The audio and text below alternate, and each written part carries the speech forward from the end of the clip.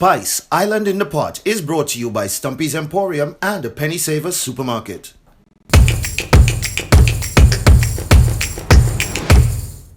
Welcome back to Spice Island in the Pot.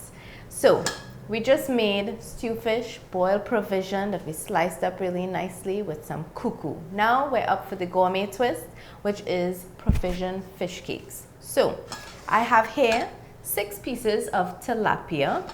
I have some provision that we're gonna grate really fine, get it going. So this is actually a great way to improvise and use your leftover provision, which is what we're doing here. And we're gonna make a roasted garlic honey mustard dip to go with these fish cakes. So I'm gonna start by seasoning up my fish with a little garlic. This is a simple seasoning, very simple. Some salt, a little black pepper, 2 of those, some red pepper flakes just to give it a little kick, a little more kick than that. And then some parsley, lime, which really soften by rolling on the board like this. Get the juices to run out. Gonna do the whole thing. Oh, there we go. Great. That's that. And then this one. Oh. Nearly didn't get any juice in that lime. That happens sometimes. But we got enough. And a little touch of orange juice. You don't want to make this too wet because the cakes have to be nice, like a paste. So you don't have too much liquid incorporated in that. So some people, when they're making fish cakes, they add the raw fish and they make it like that. That works well if the other additional stuff isn't cooked already. So for me, I prefer to steam this up a little, just about for 2 minutes. Let the flavors soak in. See, there's no liquid here. None. So you have to make it nice and dry. And also steaming is going to generate a little bit of liquid. So you don't want to add anything more to this. So this smells great. We're going to steam this for 2 minutes and then we're going to make the rest of the fish cakes. Okay, so any pot on a medium fire for 2 minutes. As soon as the fish changes the color a little. There we go. Let's give it a little stir. It's gonna steam in its own juices right here for 2 minutes. And then we add that, we get all our provisions together, some extra little vegetables, and our fish cakes will be ready to fry. Okay, so our fish is all steamed up like this. Very nice, looking really good. Now, I cut mine into, I kind of diced it instead of shredding it because I like to get, little chunks of fish, little chunks of the other things. So I just really like that texture with this. So now, I'm gonna make paste for the fish cakes. We're gonna start with about 3 eggs. Putting them in here first to make sure that they're good. I'm gonna mix it in. There we go. I remember when I needed a fork to crack eggs. I've come a long way. So, yes, 3 eggs seems to be fine. Just put this here. Then we're gonna season this up a little with a little salt, a little pepper, a little spice, a little more parsley, like this. I get some flour in here. So you want this to be like a paste because you don't want the cake to run all over the pan. You want it to kind of be like a lump. All right, that's about 5 tablespoons right there. And for a little moisture, a little whole milk, just a little bit. You can always add after. Right, we're mixing, get a nice paste going there. So when we do this, which is kind of the wet part, we're gonna grate all the provision that we have left over, add it to this paste and get a nice consistency with the fish. A little vegetable oil in the pan and fry them up, and then come back and do the dip. So this can use a little more moisture, so moisture of choice, a little whole milk. There. This will be great. go. So this is our paste. See it? Lumpy. Not liquidy, but lumpy. Perfect. So set this aside here. Now I have my grater on the big side. Nice, gentle, long strides. This would only work if you have provision that was boiled and cooled completely. Even refrigerated would work best. So I'm getting some nice shredded pieces. This is dasheen, so we're gonna shred this up. Don't get excited and run away because this grater can cut you just like a knife. There we go. There. Oh. I'm always transforming leftovers at my house because we cook a lot of food and then nobody wants to have the same food more than 2 days. We're all very spoiled like that. Some household you have to eat it till it's done in the same state. So I got into making different things with all of our leftovers. We have some green bananas as well. And each of these provisions have their own flavor. So mixing them together, just like you had in the previous dish, will be no problem. Some of that. Some sweet potatoes.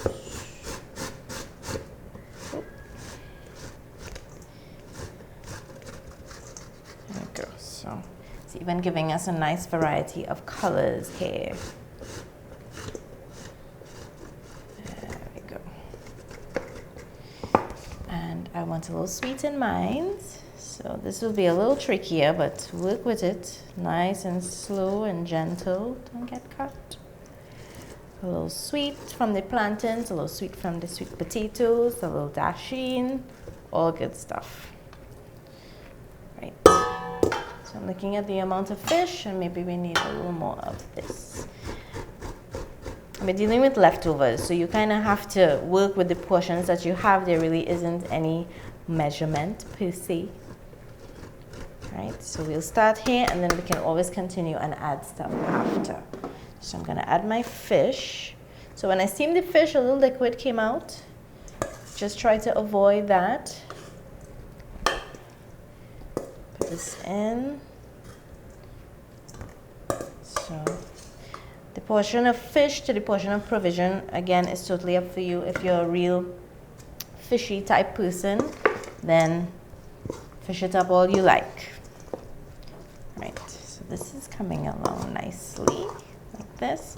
Now I also like to add, a little extra thing. So I'm going to do a few olives. Yeah, just a few slices, just about 4 or 5, because it kind of surprises you when you get in there and you say, oh, there's this and oh, there's that. So a little element of surprise is good. Just a few. Maybe if you can average it somehow that each of your fish cakes end up with at least 2 little pieces, it's a nice surprise. I'm also going to do a little bit of red onions. Nice, diced. We got this really big red onion, so I'm just working with the size. So just some nice diced pieces. I think this should be enough for what we have there. Perfect. There we go.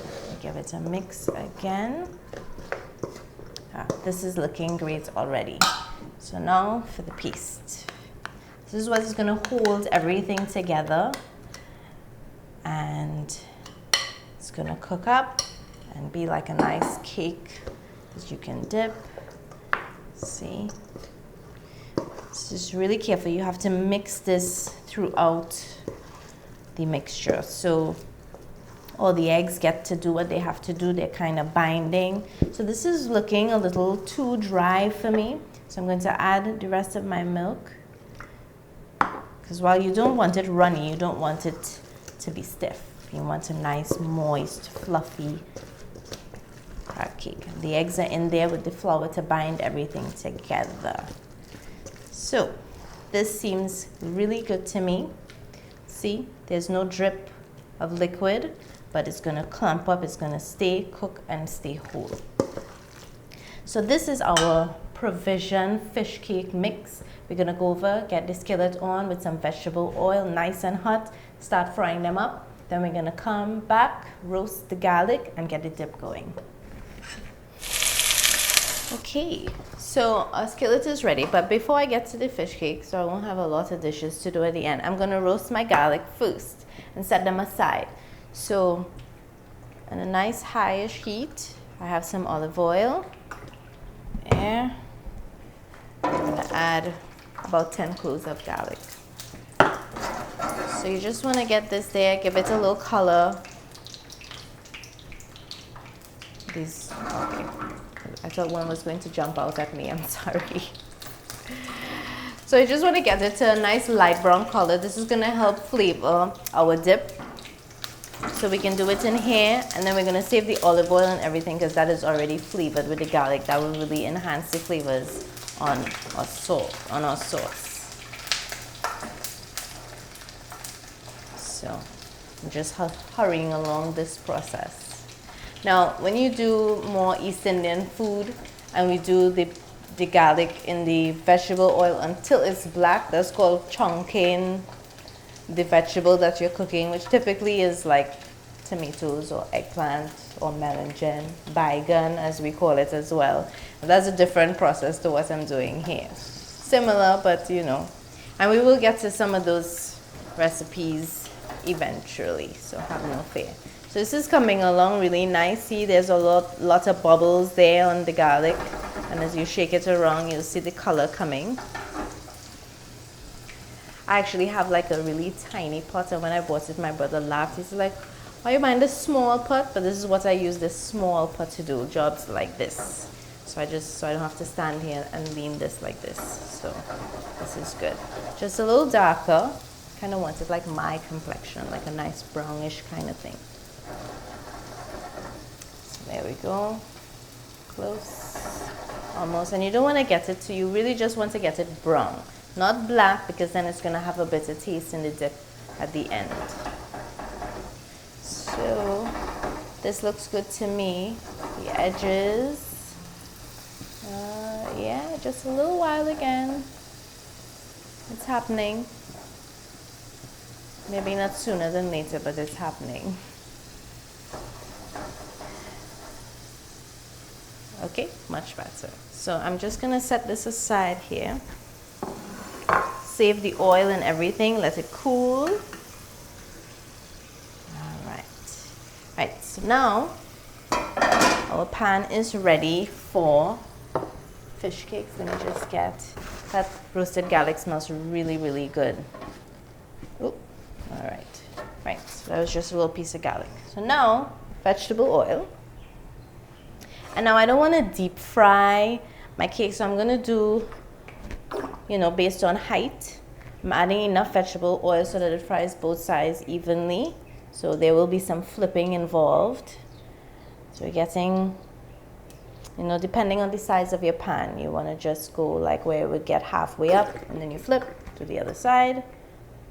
Okay, so you want to do this on a medium to high, not too high because you want everything to be cooked through. So we're going to lower this a little. There. Now we can test the oil by putting a little tips, according to my mother. And then when that cooks up, then we know it's warm, it's good enough. And then you take out that little part and we can start frying from there. Oh, it is hot in this kitchen. See, it's already starting to bubble up. So roasting the garlic ahead of time was definitely a bonus because now the pot is almost ready already.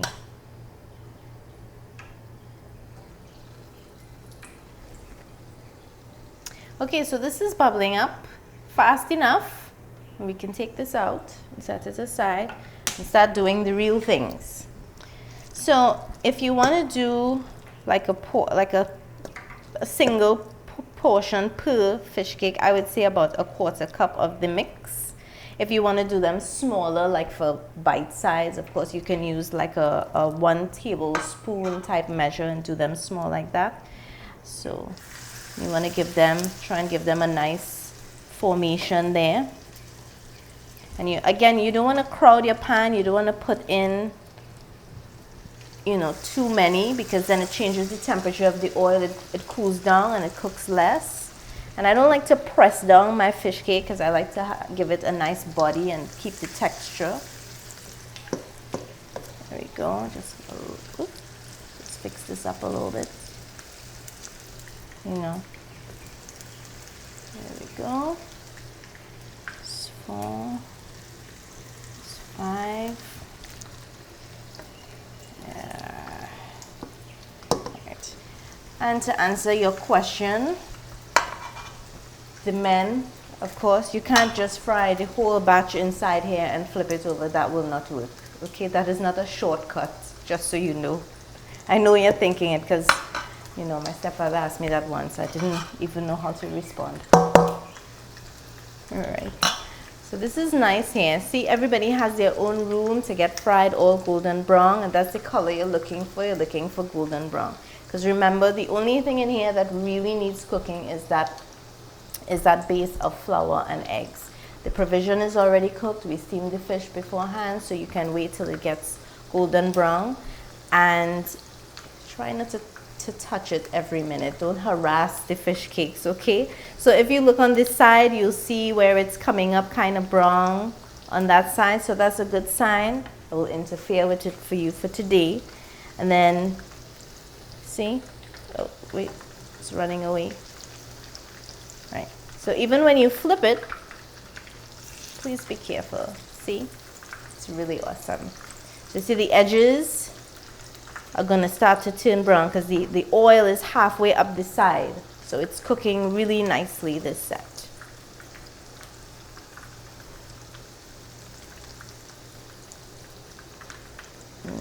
I'm checking. See, this one is still a little light. We didn't wait. And I flipped it too early. We'll recover that just now. That will be a learning moment for us both. Right. And so because of the binding agent that we have, once it gets cooked on one side and you flip, it's not going to fall all over either. But if you turn it before time, it's going to just be all over the pan and travesty. So not all of mine are coming out in the nice circle fashion that I'm used to. But generally, you know, the first set usually comes out a little crooked. Right. There we go.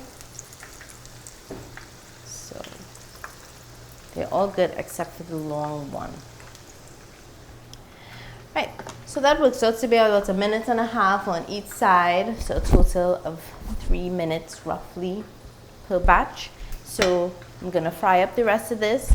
You're gonna put this on a wooden board to chill out, get some of the grease off, make our sauce and get going. So our fish cakes are all done, golden brown and looking so good. So now we're gonna make our roasted garlic honey mustard dip. So I'm using my blender. And remember, we roasted up these garlic here in some olive oil to a nice brown color. I'm going to put this in. So I'm gonna just blend this up a little just to get it started. Pulse. Right, when the liquid gets in, it's gonna be okay. So a little bit of orange juice, because you don't want this to be too runny. Honey mustard, of course. Go. I like to add a little mayo for a little extra cream to mine. And a little parsley. So depending on how much cakes you have will determine how much. So I'm using 1/2 cup each way, and I use about 10 to 12 cloves of garlic in about 1/4 cup of olive oil. Of course, this is something you can make a lot of and keep in the fridge if it is one of your favorite things. So I'm gonna get this going again.